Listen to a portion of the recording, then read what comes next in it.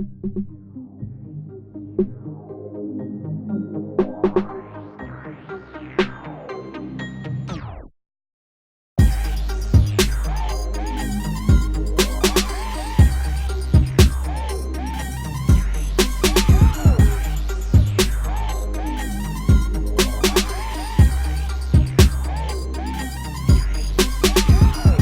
are now tuned in to the Cosmic Combos Podcast, your number one source for accurate, relevant, and thought-provoking astrological conversations in the podcast nation. The place where stars and minds align.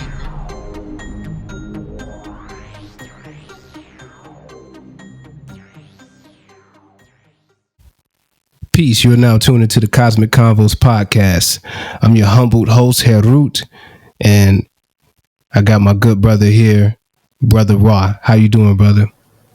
Brother, definitely well, living and learning, the process of life. How about yourself, King?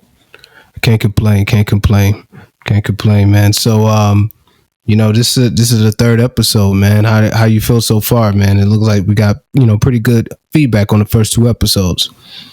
I think it's going to be a great show here on out, man. It looks like we're definitely going to be dropping some knowledge to, giving to the people as they need it.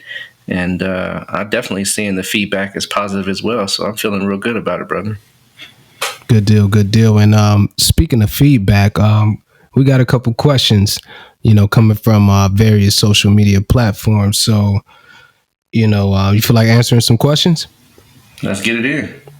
All right. So one of our brothers from Instagram asked the question if we could spend some time and break down some astrological jargon, asterism, nakshatra, Lord, things like that, because, a lot of people may have not heard those terms before.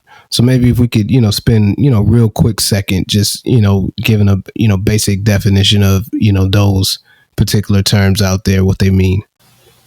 No problem, brother. No problem.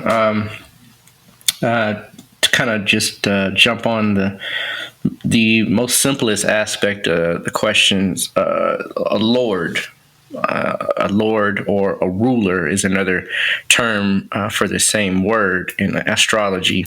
And lords or rulers are planets that govern a particular house.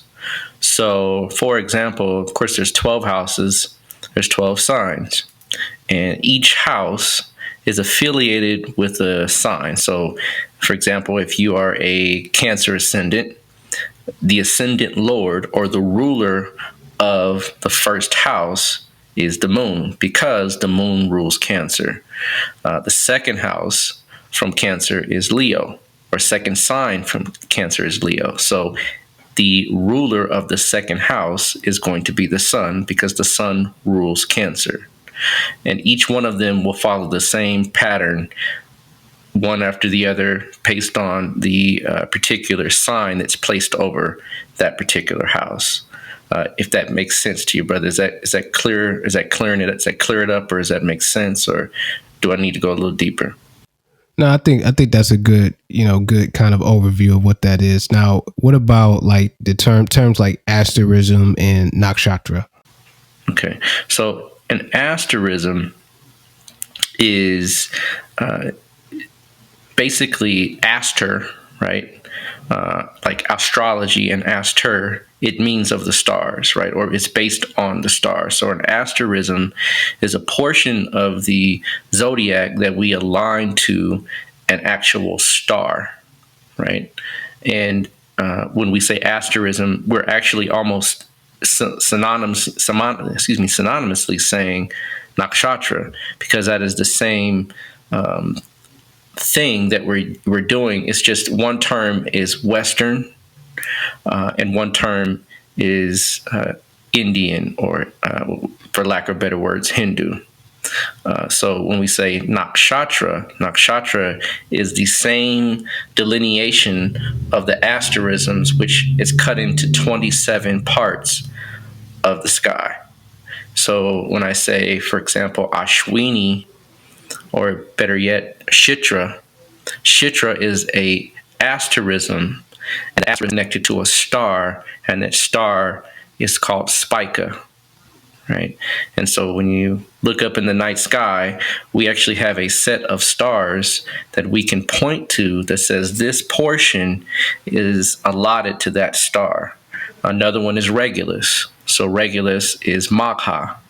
When we say Magha, we're almost saying Regulus simultaneously. Regulus is the ruler of the asterism slash nakshatra. Okay. Okay. So yeah, I think those are good, a good kind of overview of what those terms mean. And yeah, so if you out there when you listen to this, let us know if that if that's a good answer for you, and we could definitely. I'm pretty sure we'll probably spend a whole show on that topic alone. Absolutely. Yeah, the lunar mansions and different things like that. We got one more coming in from Facebook. Brother wanted to know if we could do a show on the astrological significance of the pyramids of Giza. Absolutely. That'd be a phenomenal show to do.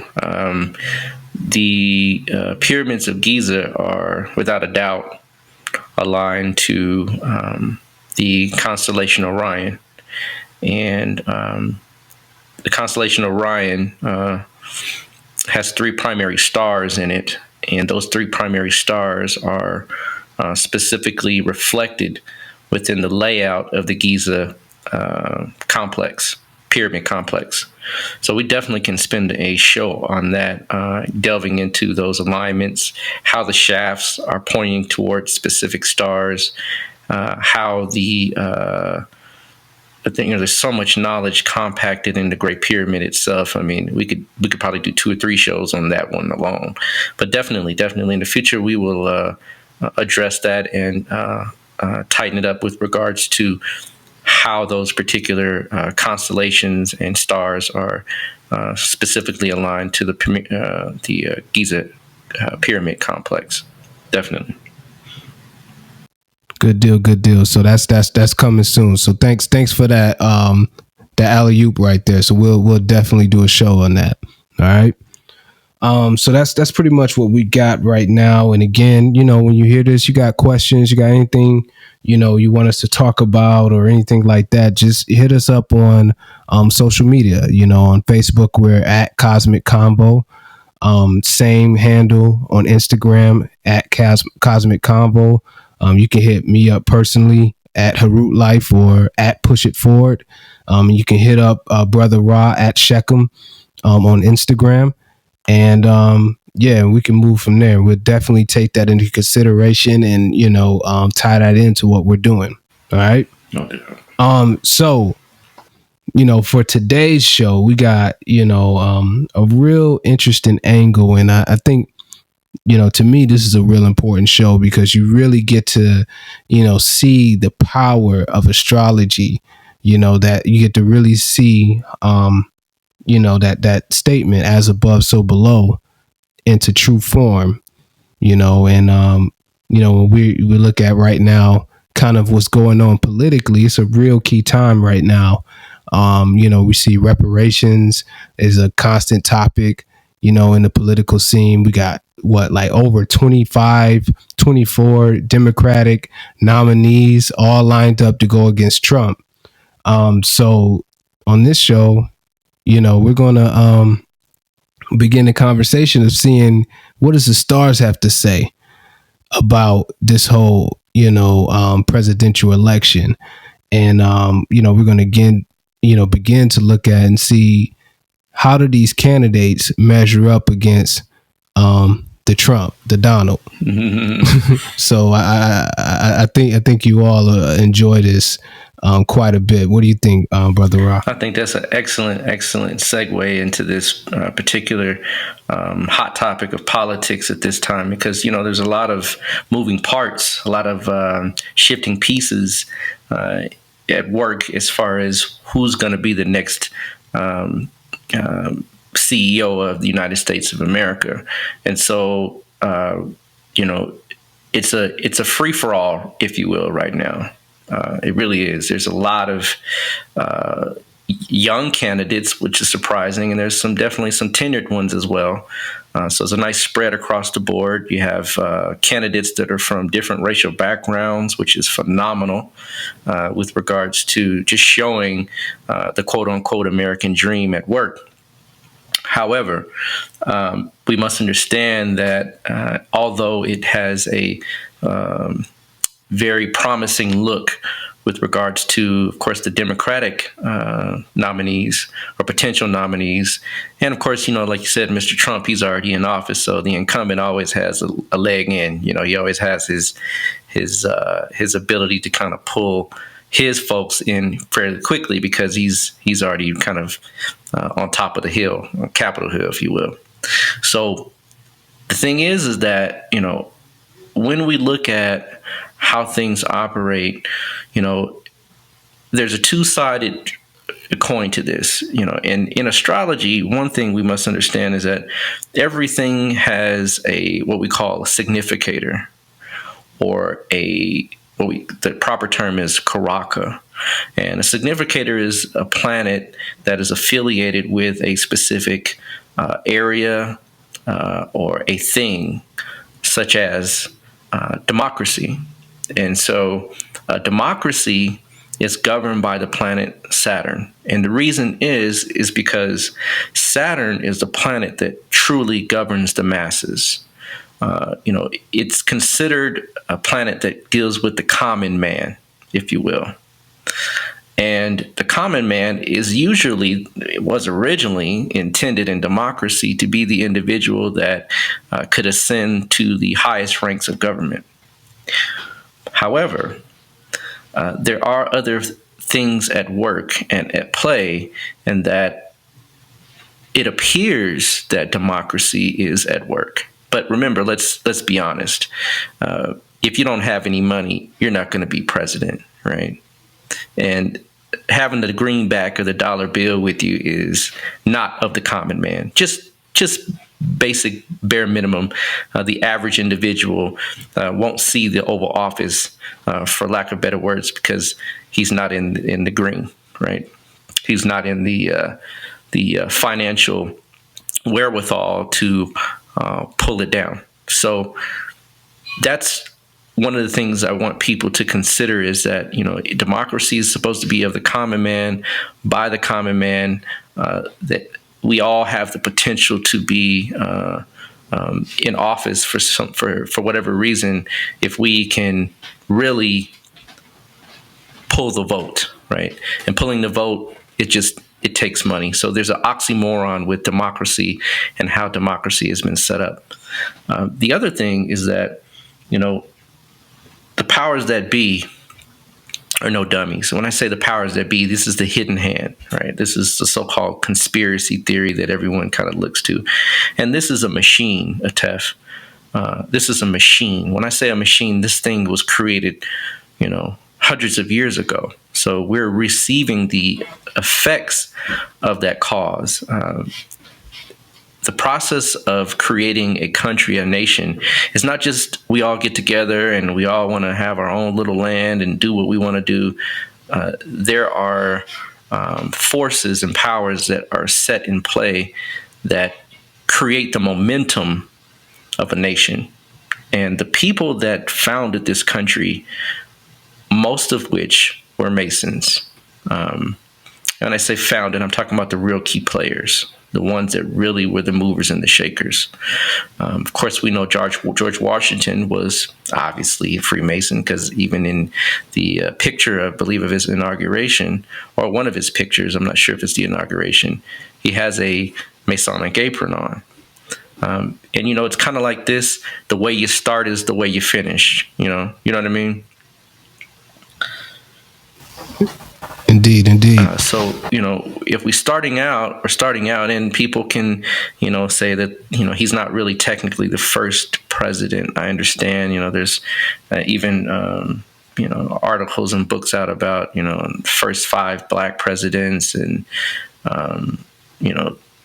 there was other people that were really kind of the head, if you will. But when a nation makes a proclamation When a nation makes a statement, when a nation puts someone out in front, they're putting them out in front as a symbol.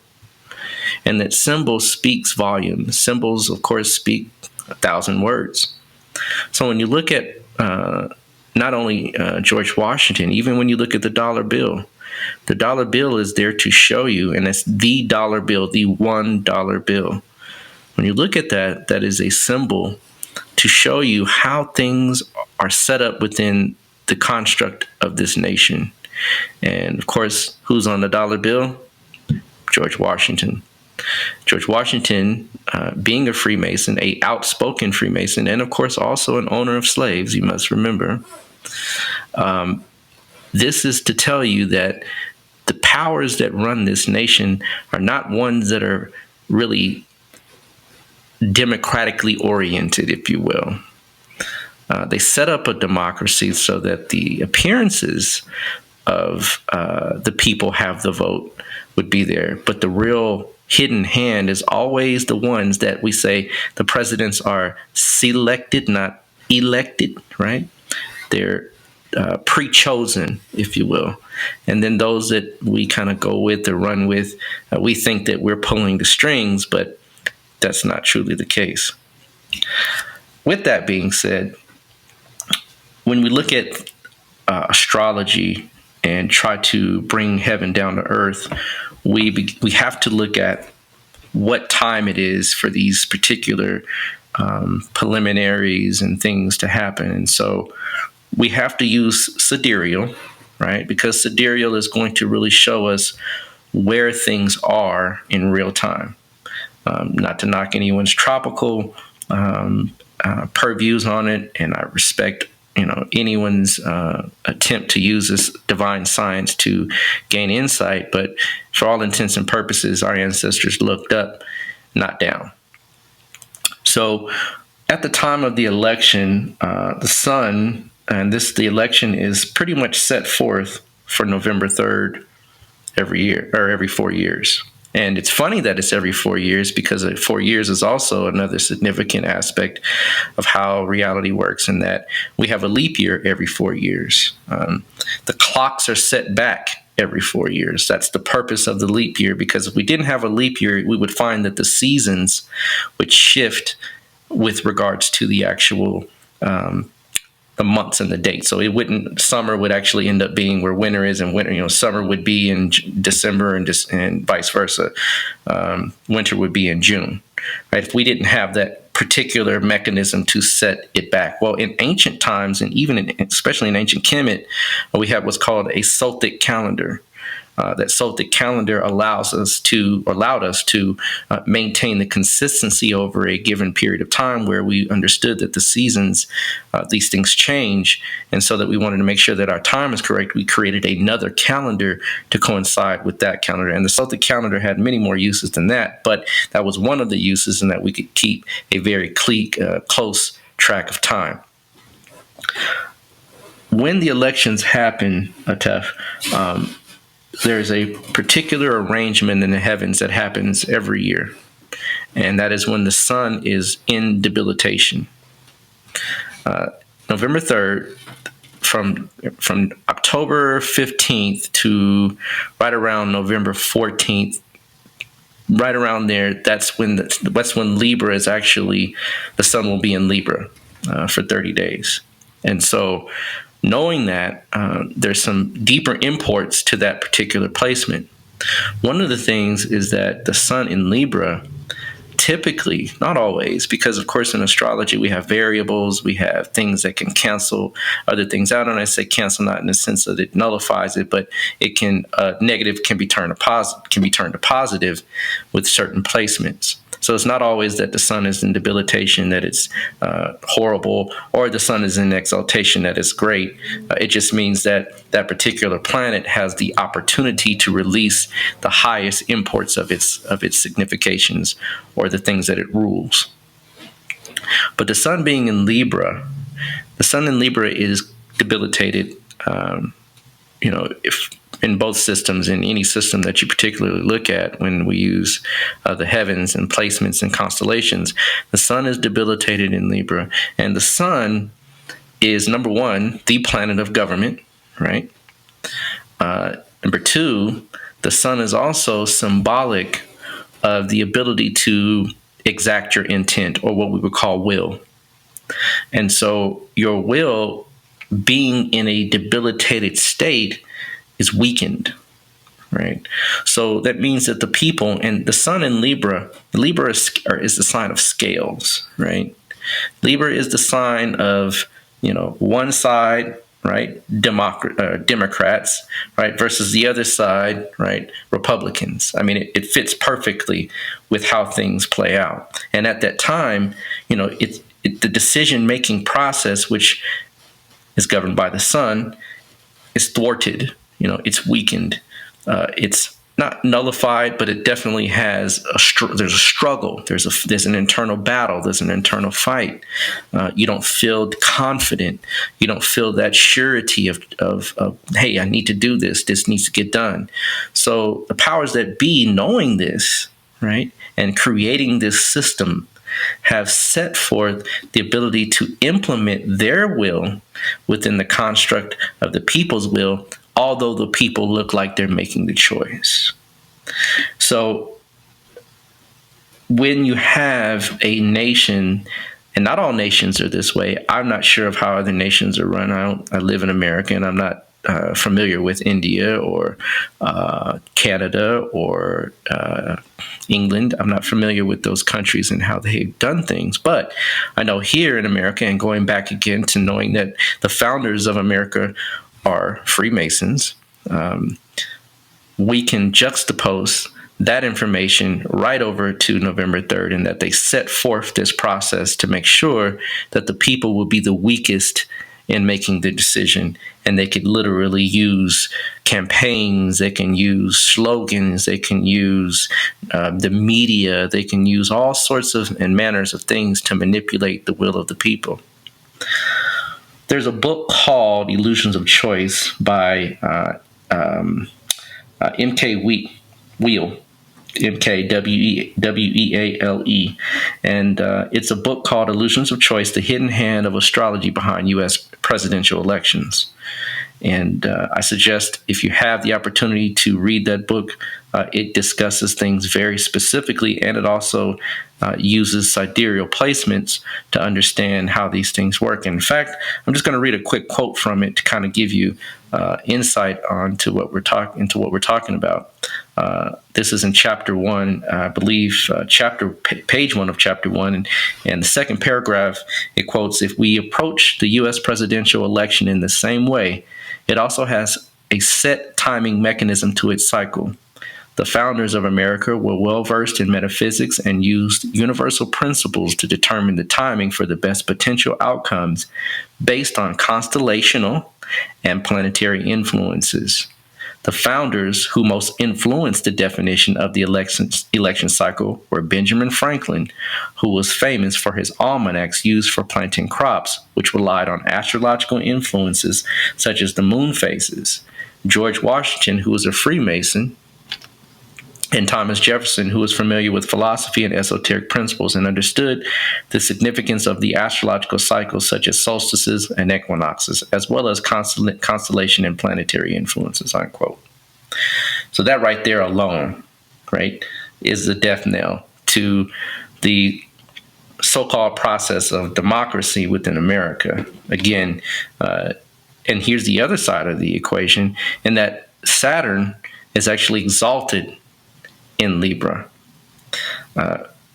If we could set up an election process whereby we had Saturn exalted in Libra, where the man that is actually described as being the person or people that pull the strings within elections was exalted, that planet governing those particular aspects of this reality, then we would actually have a lot more power in making those things happen. So the opposite has taken place. We are weakened versus strengthened. The election that's coming up definitely has, like we talked about just a second ago, a lot of different moving parts, meaning that you can see the positioning happening if you're paying attention. And what we do in mundane astrology is we look at the not only the United States, because the United States has a chart as well. The United States has a overall background with regards to as above, so below. But we also look at the potential candidates, and we also look at the president and his particular chart. All these things are combined to give us a kind of a MRI of the time, if you will. We can see into what's going on. Absolutely. Absolutely.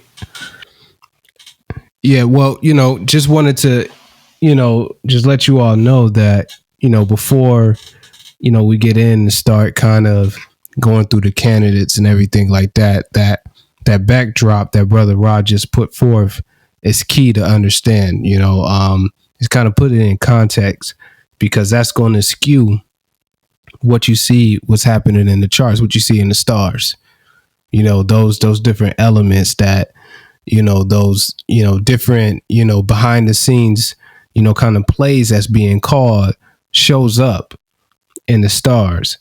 So you have to really set that record straight before you go forth and start trying to determine kind of where we see the outcome is coming. Absolutely, right? Brother. Absolutely. We, the heavens will always win, in the end. Of course, we have a will, which the will is really used to maximize, right, the effects that we are given within our destiny. So it's not that, people say, well, astrology, come on, man, I have free will, right? I have free will, which there's no such thing, right? That's a misnomer, right? There's no such thing as a free will. You have a will that allows you to be free. There's a difference, right? Free will means that you have free reign to do what you like to do, right? And let's just give a quick example, right? Schwarzenegger, right? Arnold Schwarzenegger, Mr. Terminator, right? He is or was, I'm not sure. I don't think he's still. I know he's not any longer, but he was the governor of California, right? And he was, quote unquote, democratically elected. He sat in office, right? Did his term, did his deal, and would like to run for president of the United States. I'm sure, a lot of people would lean in that direction. But guess what? There's rules and there's laws that prohibit that. And, just another example is someone else coming from another country. Let's say the person is born in India and he wants to be president of the United States. Well, laws and rules have a far-reaching effect when it comes to governing people. And there's a law or a rule that says that you have to be born in the United States of America to be a president of the United States. So that means that there's already something in motion. That doesn't mean that can't be changed. That doesn't mean it can't be altered, but it would take a momentous force. It would take a overwhelming force of energy to change that. So that means that there is something that is preset that is not under your control, that your free will cannot thwart, that your will has to go hand in hand with. Just as if I didn't choose the body I was born into, per se. I didn't choose the city I was born into. I didn't choose the family I was born into. Right? And until I became an adult, I had very little choice of what I ate, what I watched, what I listened to. So when we talk about, free will and astrology, we have to understand that there is a structure, a power structure that is preset called destiny that we have to walk through and walk with. And the will allows us to make the optimal choices to best yield, to get the best outcome out of those potentials, if you will. They say, what is the old saying? Make lemonade out of lemons, if you will. So, these things are preset. This is destiny. This is things that you and I and no one else really can alter. being that the divine is in full control. So, with that being said, we look at the options, quote unquote, that we have to pull from. Now, there's a lot of different people on the Democratic side that are running. We have a long list. And, that's the way it's supposed to work. If it were really designed and created to do what it's supposed to do, it's supposed to work that way. You're supposed to have a plethora of people to pull from, to get to know, to learn about, to study, to even reach out to their campaigns. That's the way it appears that, hey, that's, if in an ideal world, it would be great. However, those individuals have destinies as well, right? And you best believe that the people that are pulling the strings know those destinies. In fact, the United States began to put the time of birth on the birth certificates for very specific reasons. There's another great book I would recommend for people to read, and it's a book about Freemasonry. It talks about how Freemasons use astrology, literally. I mean, if you understand degrees and 30 degrees, 33 degrees, and Masonry is based on degrees, right? Then you pretty much can quickly make the connection that they have a very good understanding of how these things work, and they use sidereal astrology once again. So, talking about one of the candidates, for example, and leaning in on trying to gain some insight on things, Mr. Biden, right? He's kind of out there right now, right? He's the one that, if you will, is I would say the head of the Democratic process. The Democratic Party with regards to being the next selectee, right? But Mr. Biden, he has a destiny. And when we look at his destiny, we can clearly see that there is some forces at work that will be playing out with regards to this election. And he is a 76-year-old man. He's up there in age. Doesn't mean that because you're older doesn't mean you won't be elected. Historically speaking, there's been some presidents. Ronald Reagan wasn't spring chicken when he got in office. So, that doesn't necessarily stop you per se, but it is a factor because you must understand that. Let's look at the shaping factors, if you will. We both know about shaping factors, right? Yeah. Shaping factors are things that are going to kind of, lean in and have an effect on how things come to manifestation. Well, being that younger folks are now becoming more populous, right? That of course, as time goes on, the old heads have to leave off, and the new crew comes in, and the youth kind of take over and begin to do things with regards to their freedoms, if you will. So the youth kind of look at, hey, he's an older guy. He might not last in office so long if he's not in fit health, which is another aspect we look at. All these things are factored in with regards to how people think, how people vote. In addition to that, however, because of his age and things of that nature, we also have some very prominent astrological placements in his destiny. And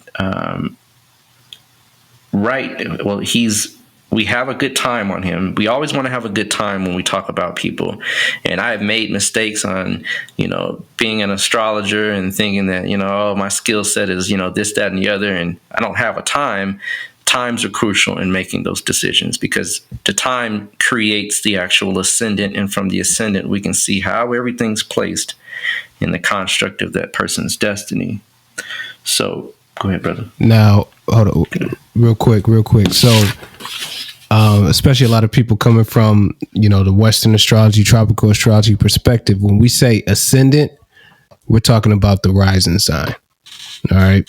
So just a quick little, kind of self note to yourself that when we say ascendant, it's the rising sign. Yes, sir. All right. Yes, sir. The rising sign. Another term will be Lagna, right? In the Hindu or the Jyotish term, or in India, it would be Lagna, Lagna, Lagna, ascendant, rising. It's all the same. His ascendant or rising is Scorpio. And right now, Jupiter is transiting Scorpio. It's retrograde. It will stay in Scorpio for a little while, and then it's going to leave Scorpio very quickly. And then right around November-ish, November, December, is going to move into Sagittarius. So right now, Joe Biden has Jupiter in his ascendant. Jupiter is a planet that gives you expansion. It brings you, quote unquote, what they call luck. It's really no such thing, but it brings you, quote unquote, luck. It brings you opportunities, optimism. It makes you feel good, right? It gives you power, like you can do anything in this world. Well, it's going to shift, right? It's going to change over into Sagittarius, like I said, towards the end of the year. And that will definitely have a different outcome with how, number one, he's received, how he's perceived within the Democratic Party. And we can actually see that, he just recently had a debate with Kamala. Is that right, brother? Didn't he have a debate with Ms. Harris? Well, they had the whole debate, but they had a little special exchange with each other where, Kamala kind of singled him out and kind of schooled him a little bit. Exactly.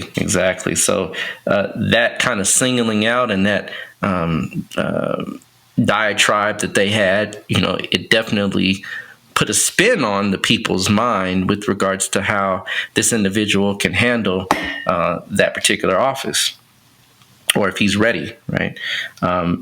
Not only that, when these things begin to move and shift, Saturn is going to also move out of Sagittarius, which is in his second house.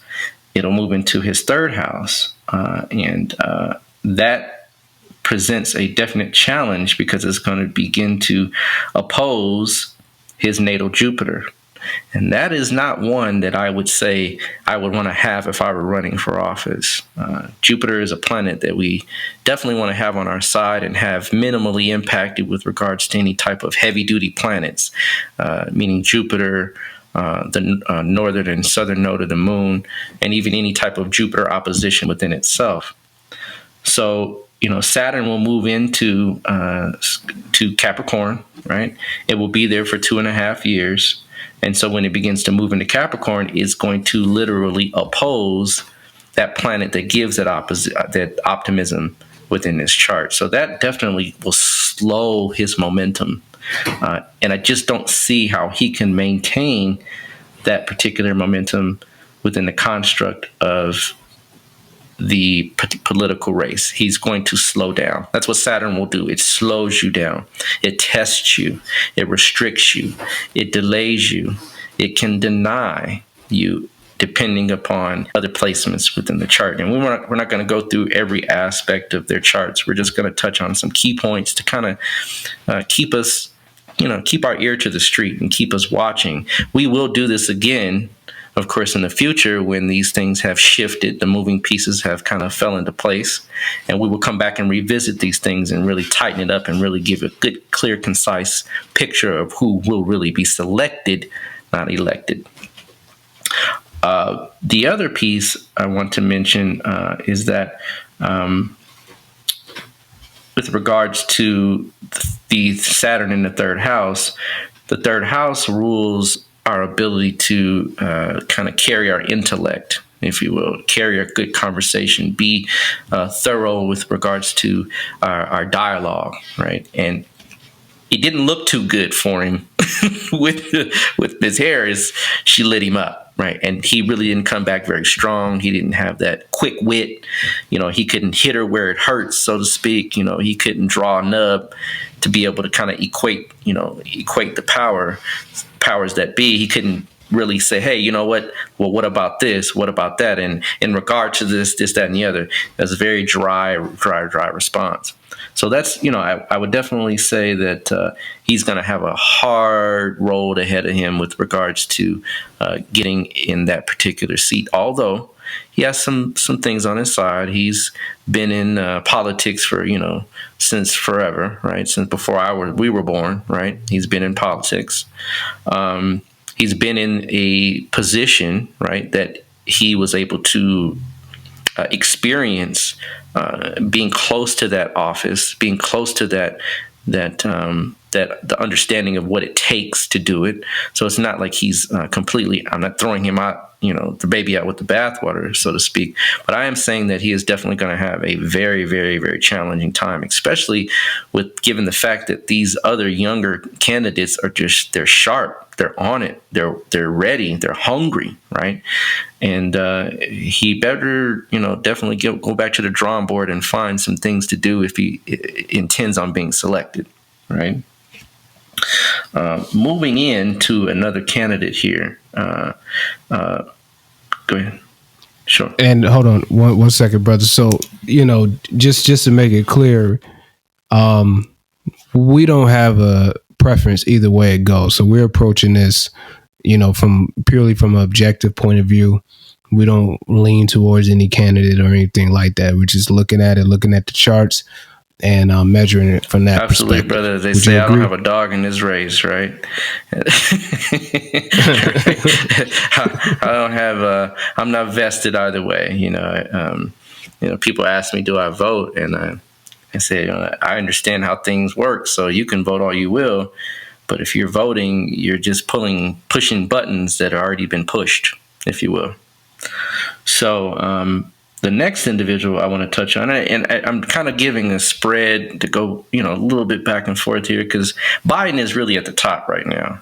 And that's just because, again, of all the things that are under his belt, all the tenure, all the experience, and of course, he's got that money too, right?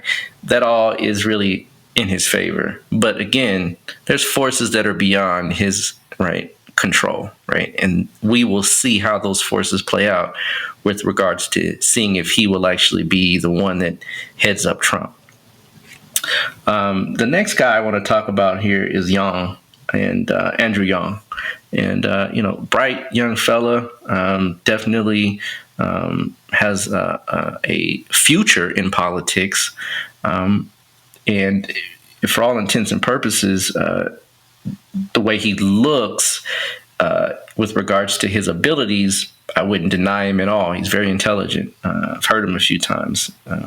However, again, right, and we always have to keep in mind that there's forces that are at play. There are things that are working even beyond those that are pulling the strings to even control their actions, even though they know what those strings are.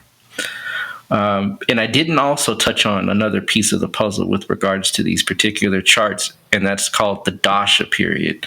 And the Dasha period I'm not going to touch upon right now, because I just want to kind of give a scant view of how the transits are working. We're talking transits, and also when we really do predict wholeheartedly, we use Dashas, we use a whole assortment of different things to get the outcome of what we're looking at. But transits alone produce a phenomenal, even without dashas. And Western astrology doesn't have a dasha system. So they primarily go based on transits. So that's why I'm really honing in on that, because it's universal for both systems. If I got into dashas, then we would have to talk about different things, different placements, and so forth. And I just don't want to take the show in that direction this time, but we will definitely address it when we come around again to talk about it in a future date. It'll be a 2-hour show. Oh, no doubt, because dashas are complex. We have to line it with this particular type of harmonic of the chart. Harmonics are called Vargas in Jyotish or in Indian astrology. And so, it's a very complex system that we just don't have the time to address today, but we would definitely do that in the future for those candidates when they slim it down a little bit. Absolutely. But transit-wise, we still can see profound information, and it's very powerful because if I didn't have a system to use, I would deal with transits before I deal with dashas. Although that is not what's popularly in vogue. Mostly people deal with dashas and then transits. I work the opposite way because my experience has led me to understand that transits, they're just universal. It doesn't matter what time, this, that, and the other. Even in fact, if I didn't have a time, even without a time, I can still see the aspects of planets. So that's why I use it first, because it literally, you can see in very quickly and get a very good understanding of what's going on. Dashas are more how the person really perceives the reality, how they kind of filter that reality and how that reality looks and kind of plays out in their own mind, and whatever's in the mind typically will manifest in reality. So back to Mr. Andrew Yang here. Andrew Yang is a very, like I said, very bright individual, and it's not to knock anything of his abilities or to say that because things happen, strange things happen. Powers that be can use individuals. They might say, hey, this person, we can pull him and use him and get him to do what our bidding is. So why not? Let's put him in office. But for the most part, from what I see, he would not be one of those individuals they're going to use. And the reason is because, number one, Saturn right now is in his ascendant. He's Sagittarius ascendant or Sagittarius rising. And Saturn is right over him, right? It's dead on, locked in on him. And with that particular heaviness over you, with those testings, if you will, you're constantly being tested and tested and tested and tested. And it's not to say that America's not ready. I'm not saying that, because we actually, of course, we had a black president, or biracial president, really. We didn't have a black president. We had a biracial president. Most people don't get that. He's not fully what we would say, quote unquote, black. Not to say he didn't have experience as a black man. He married a black woman. He had black children. I get it. I understand it. I'm not in disagreement on that. But if we really pull the veil down, right, the people that raised him were not African American. They were not black. He's raised by the Caucasian side of his family, or his lineage rather. But because of the fact that he's broken that barrier, right, it leaves it more or less more open for alternative ethnicities to get into office. And Yang is of Asian descent. And the pulse of America right now, if you watch very carefully with regards to Trump, with regards to the racial tension, if you will, and we can feel it. I mean, it's never, I was a kid and I didn't feel it like this. And you would think that further back in time, you would have felt more racial tension, but it's even stronger now than when I was a young man. So that being said, that racial tension, and we're talking shaping factors. Astrology is not just astrology. We don't just go look at things in the sky and bring it down to the physical realm. We say, hey, what are all the things that are going on in the context of these particular portents? What are the things that are going on with regards to how the sky is moving? So we add it all in to really get a concise picture. And America is not fully ready to have a person of Asian descent in office. That's number one. Not to say that, it couldn't happen, like I said, but yeah, it's just when you look at the destiny in the person's horoscope or their chart, you can see why, right? Saturn is over his first house. And for him to make it this far, it speaks volumes. But you get to a point where they call it the glass ceiling, right? And there's that point where you just can't go any further. And if I understand in the polls, I kind of I peer in, I don't follow it, like stripe for stripe, pound for pound, dot for dot, but I do peer in, I do look, and I do take into consideration the pulse of what's going on, keeping your ear to the street and understanding what's going on around you. And that's very pertinent for people to do so that they really do get an understanding of what's happening in their nation. But Saturn being in the first house, it speaks volumes. It really does. It says a overwhelming wait till later, if you will, right? Now's not your time, right? You want to wait. You want to plan a little bit differently. There's another opportunity that may come down the road. That's what Saturn does. He doesn't completely deny. He delays, right? If we break another glass ceiling, let's say with the woman in office, right? Let's say we get a woman in office. We haven't even got to a woman yet. We're just scraping with the first biracial president, right? We're trying to, when the first woman, and it's phenomenal because other countries have these leaders as women, right? But America, it shows you the pulse of America and that it's still slow coming for a woman to struggle to get into that position. Hillary Clinton, right? Some will call her Billary, right? Billary. Billary, right? She was a close call for Mr. Obama, right? I mean, she was the runner-up, right? But it shows that America would rather have a black man, or the perception of a black man, than a woman at that time. That's what I'm saying as far as the pulse. Interesting. And here's another thing too, and I'm not sure if you was about to head this direction, but I mean, if this matters for anything, and it probably doesn't, not that much, but they say that Asian Americans are the lowest voter bloc, in the United States, and they're not known for their political participation. He possibly could need that, in a situation like this. Absolutely. Let's use Obama. I mean, Obama, the black vote, quote unquote, right?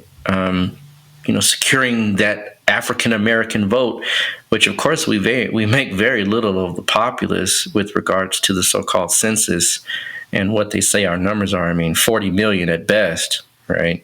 I mean, and we have almost 350 million people in the country. That tells you a lot, right? That vote is so key and so pertinent to getting in office. Although it's not an overwhelming landslide of or amount of people, it's still very prominent with regards to I'm talking the pulse of America, the perception of America, the perception of Americans about themselves, about their government, and so forth. So definitely, I didn't even know that, brother. Thank you for letting us know that, because I don't follow politics to that level, but I do, keep, like I said, my ear to the street in that, by population, they're very small, just even in comparison to African Americans, they're small. Having the ability to pull the vote from these different groups and people. You have elderly. That's another one, right? The elderly kind of like to see the elderly in office. You know what I mean? Or someone that has experience, someone that's older, someone that kind of is from the old school, if you know what I mean, right? And that's where Biden's got that, right? He's got that, right? Yeah. But there's a new boy. There's a new boy on the block, and the new boy on the block being of Asian descent it doesn't bode well for him right now. In the future, he definitely could be a runner. In fact, chart-wise, as far as his horoscope, he definitely has a very powerful horoscope to put him in that position. But looking at it again, Saturn in the ascendant, Saturn in the first house, and we're talking about 30 degrees, right? When I say in the first house or the ascendant, we're talking about a full 30 degrees. So, of course, Saturn right now is transiting at 23 degrees Sagittarius retrograde, right? So it's moving backwards. But I look at the whole house to say whatever's in that house is being affected, right? Just like if you have a home, right?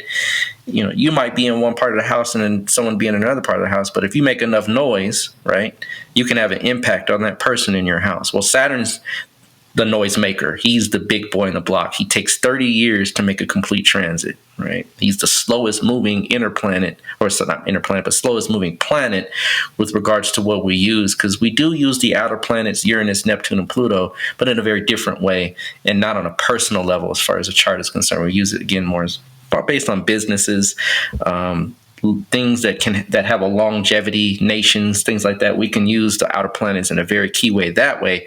But when it comes to looking at an individual's chart, we kind of put them to the backside, if you will. And Saturn, being in his ascendant, right, is at 23 degrees. His natal Saturn is 21 degrees Gemini. So they're almost within an exact opposition.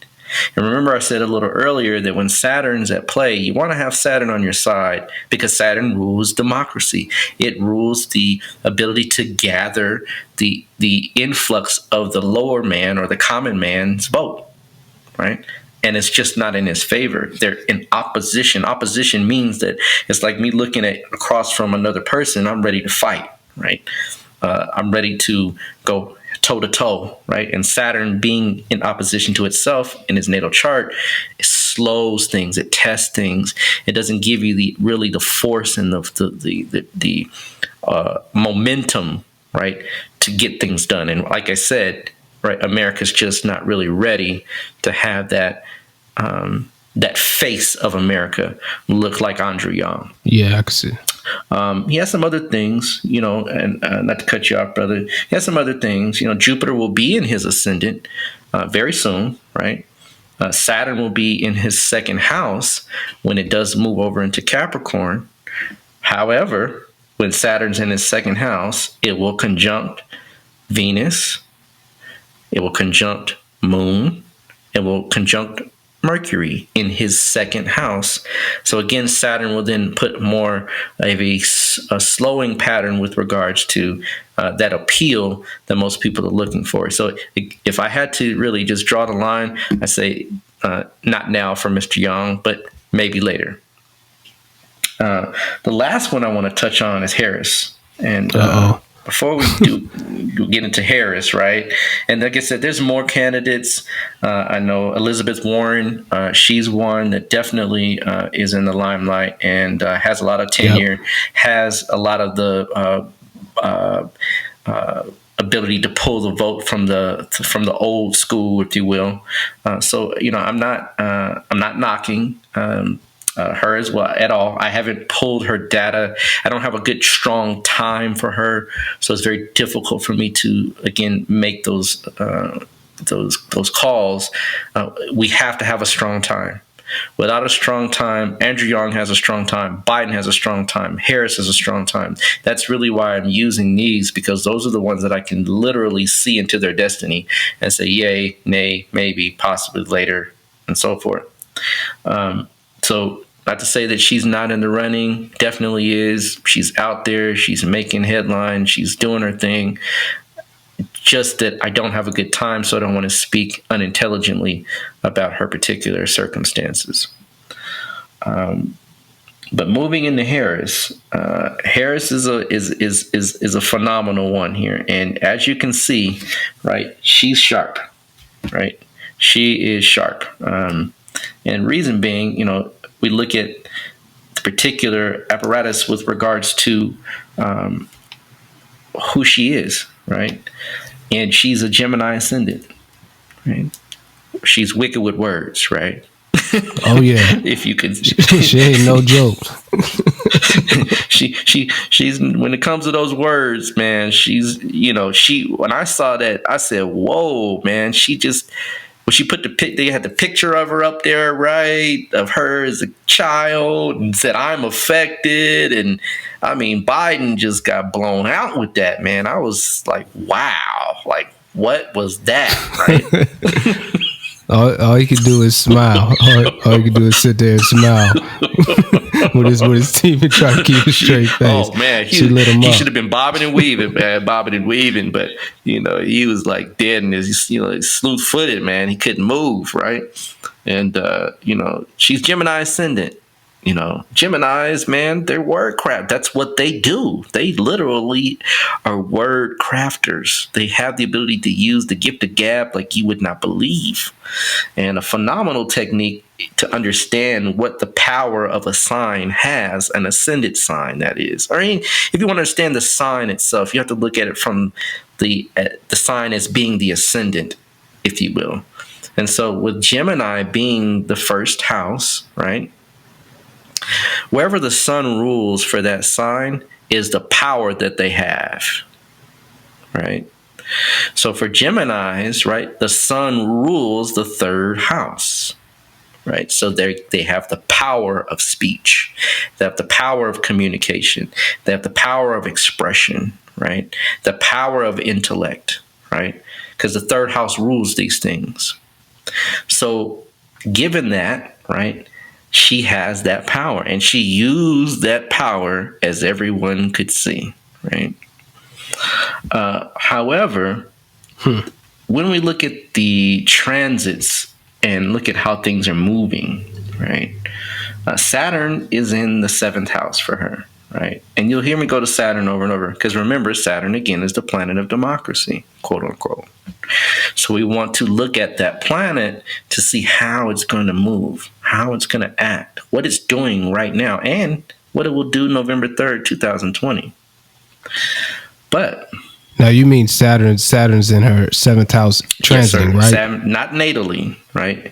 Natally, Saturn is in her ninth house, which gives her a lot of power, right?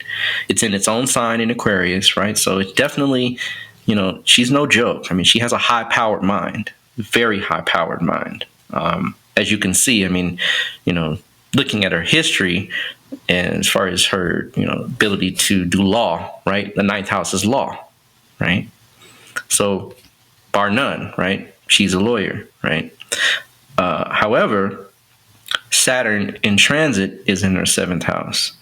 And, the seventh house deals with opponents, right? As it deals with the people that we deal with on a one-to-one level.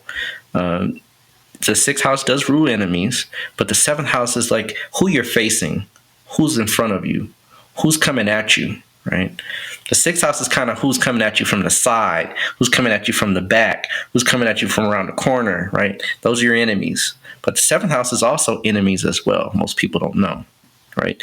And, they say, people say, well, the seventh house is marriage. How can marriage, be the house of enemies? There's an old saying, right? There's a thin line between what, brother? Love and hate. Right. And so, when you go through the divorce, right, your wife turns into your enemy real quick, right? So the seventh house is also enemies as well. And so the seventh house being the Saturn tenanting the seventh house, it's slowing things down, right?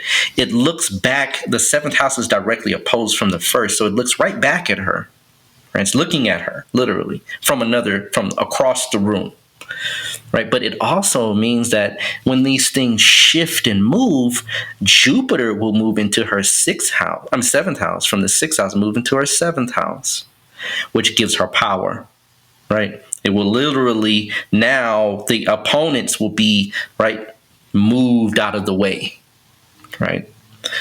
The opponents will now, right, she can deal with them in a much easier way. Right. Because she's going through the testing. Have you seen it? Kind of, she's going through a testing period. If you're paying attention, right, she's going through a testing period. Right. She's being vetted. Right. She's being vetted hard. She's facing Saturn a lot. There you go, brother. There you go. You said it, man. Saturn is the hardest planet. Literally, is the hardest, right? So she's going through it. But because Saturn is placed so prominently in her chart, she has those powers of endurance. I mean, you could see she's hard right back. She is no joke. Like, she's not like batting an eye, right? It's like, bring it. Right. And so that energy with her is it's strong. You can see her. She's confident. Right. She doesn't have a leak in a, she doesn't they're trying to poke holes in her and no leak is sprung. I mean, of course, there's been some things with regards to the whole reparations piece. I know about that, right? And she's definitely done a Gemini move, right? Geminis have the ability to shift very quickly, right? So she's done that, and she may do it again and again and again, right, until she feels that she's in position to exact her will. But for all intents and purposes, right, she's hung out. Despite those onslaughts, she's still there, right, and in the running. So Saturn will move into her her eighth house, excuse me, and Saturn in the eighth house does some strange things. It can cause you all kinds of challenges and issues, and things that you wouldn't expect to happen. That's what the eighth house is all about: sudden, unexpected events. But at the same time, Saturn will be in its own sign in the eighth house, and Saturn rules the eighth and ninth house for her. So it's not so much it's not really a bad placement per se. It can also give you long life as well if Saturn's in the eighth house strong. So it's a strange thing, right? But Jupiter will be in the seventh, Saturn will be in the eighth. Definitely looking very promising with regards to her being in that running when we have the next conversation. I would be surprised if she drops out and it falls to the wayside by then. I would see pick up momentum and gain a lot more followings with regards to her debating skill, which of course Gemini primarily has. They have that debating skill. It's funny, just back to Biden, Scorpio ascendants, a lot of times they can use words just like anyone else can, but they're just not word masters. You know what I mean? Like, they can go in deep, they can get things out. I have an aunt, one of my aunt is a Scorpio ascendant, and she was in media for years. She was actually a newscaster in Washington, D.C. for quite some time. So not to say they can't use words. That's not what I'm saying. But I'm saying in the limelight, right, in the public eye, right, when you have to think on your feet, you have to get called to task, right? They're not the greatest at that, right? It's a strange challenge for them that they'll come back maybe a little later and have something, but at that time, that's just not their best suit. Well, Geminis are suited for this, right? They literally can do this blindfolded, right? And so I'm saying that in that, she is one of the ones that I would foresee as definitely being in the runnings when we have the next conversation about who's going to be selected on November 3rd, 2020. Moving on, and I want to go to the other side, right? I don't want anyone to feel like, oh man, he must be a Democrat. I'm neither, right? I'm not, like I said, I don't have a dog in this race, not so ever, right? Whomever could get in, I already know it's a process, and it's things that are behind the scenes that are moving this into position. But Mr. Donald Trump, right? Now, Donald, when he was selected, right, he had some strange comment. His chart has what's called a Kalsarpa yoga. And that's when all of the planets are on one side of the chart, and they're kind of bordered or bound by the nodes, Rahu and Ketu, or the northern node and southern node of the moon. Right? They're within the belly of the serpent, if you will. And that placement is very strange because it can bring you to prominence. It really can. A lot of people that have Kalsarpa yogas have become very prominent. However, it can also bring you to the valley as well. And Mr. Trump, right now, as we speak, he has Saturn in Sagittarius, right, in his fifth house. Now, by the way, if you want to know which house is politics, the fifth house is politics, if we had to narrow it down, right? The fifth house is the house of politics, right? So he has Saturn, right, in the house of politics right now. He's being tested as well, right? Definitely not a popular guy with regards to a lot of the populace of the United States of America. It's kind of split, like either it's a love-hate relationship, if you will. Either you love them or you hate them, right? And so with that being said, when Saturn begins to really start to move forward again, because remember we said it's retrograde, when it begins to move forward again, right? More testing is coming to this guy, more opposition, more restrictions, more being less. He's going to become less and less popular, right? But he'll still be in the running because of course, his position at this current time. However, I'm just kind of note all the way around to November 3rd on this guy, because I don't have to go through the process of explaining him getting into office because he's already there. You know what I mean?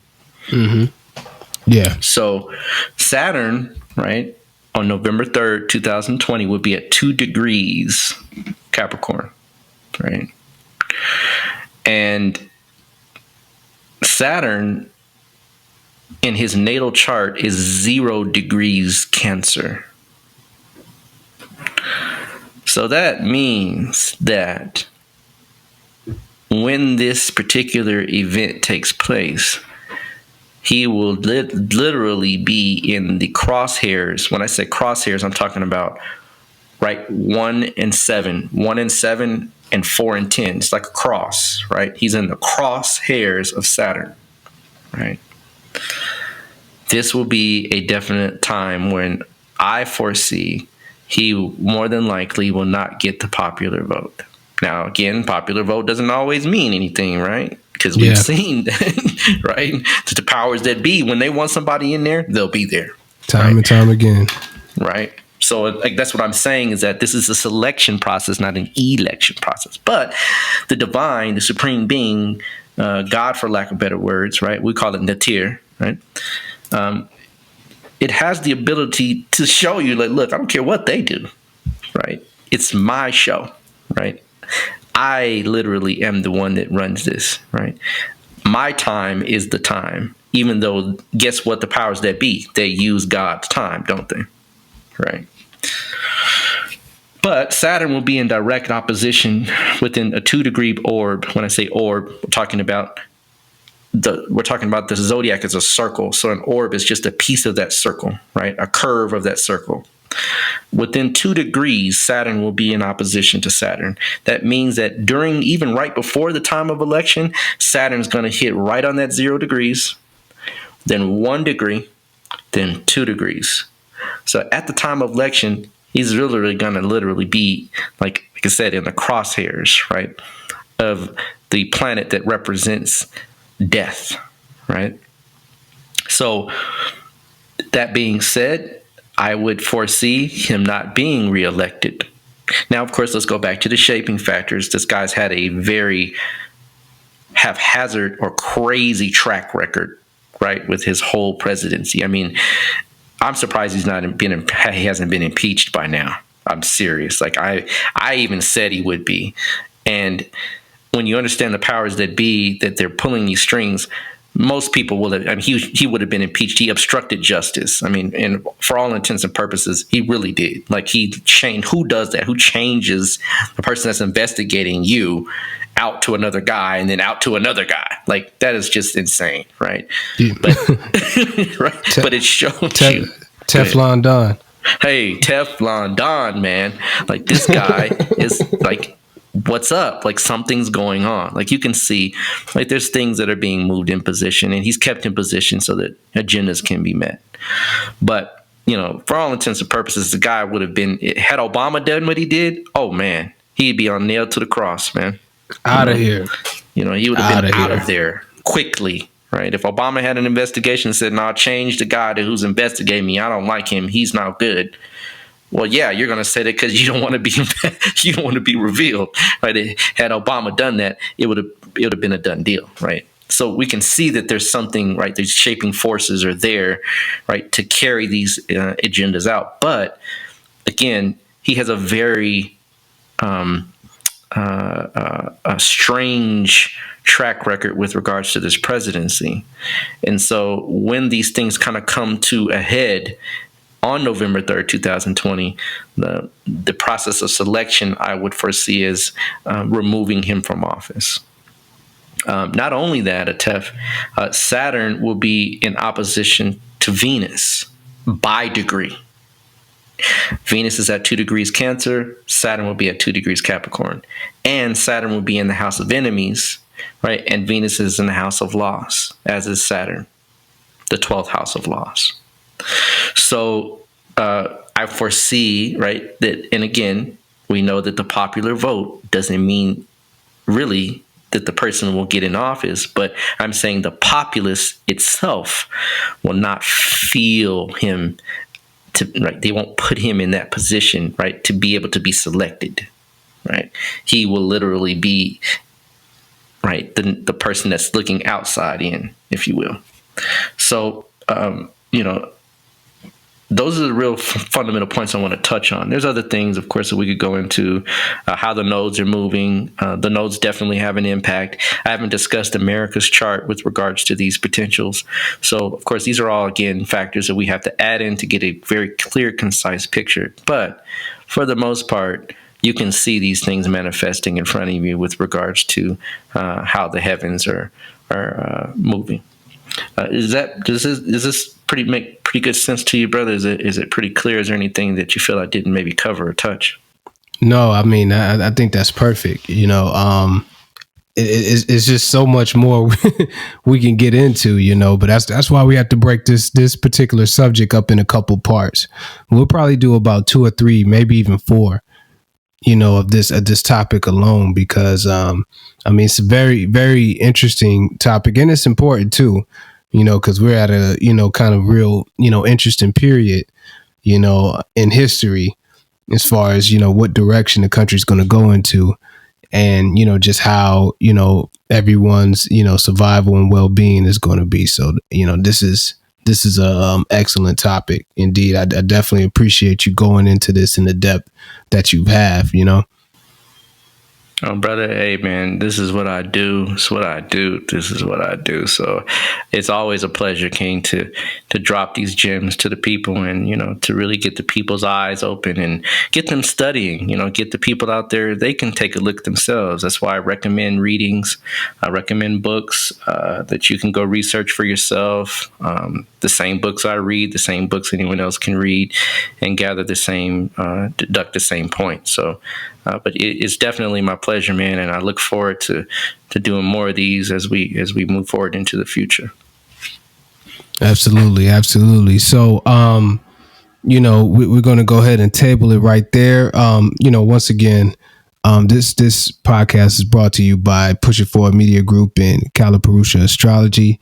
You can find Push It Forward Media Group at pushitforwardfwd.com, and you can find us on Instagram at pushitforward, pushitfwd, and there you can check out our latest content, the stuff that we're producing. You can also check out Veg Kingdom at pushitforward.com, and you can see us at our own Instagram page. We post a lot of things about vegan food and vegan restaurants and different things like that at Veg Kingdom TV on Instagram. And Brother Raw, let them know how they can get in contact you with Calipurusha.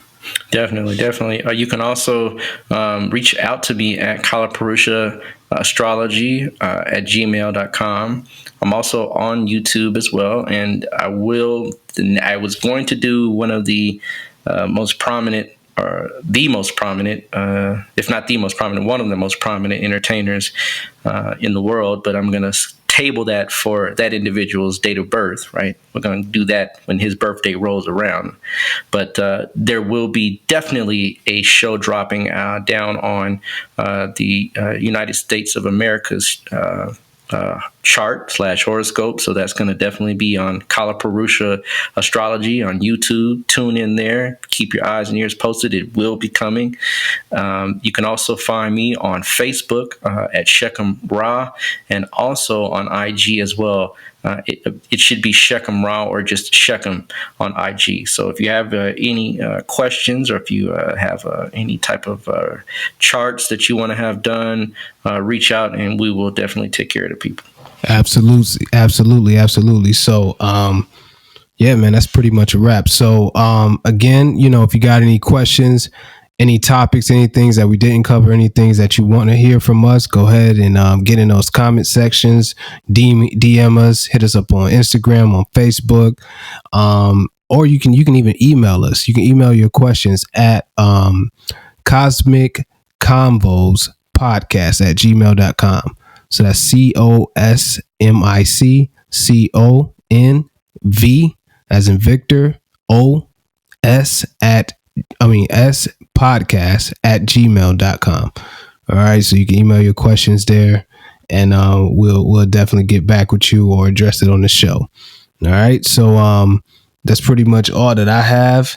And keep tuning in, like, subscribe, share this with your family, your friends, your coworkers, anybody that that's astrologically curious. And we'll see you next week. All right. Peace.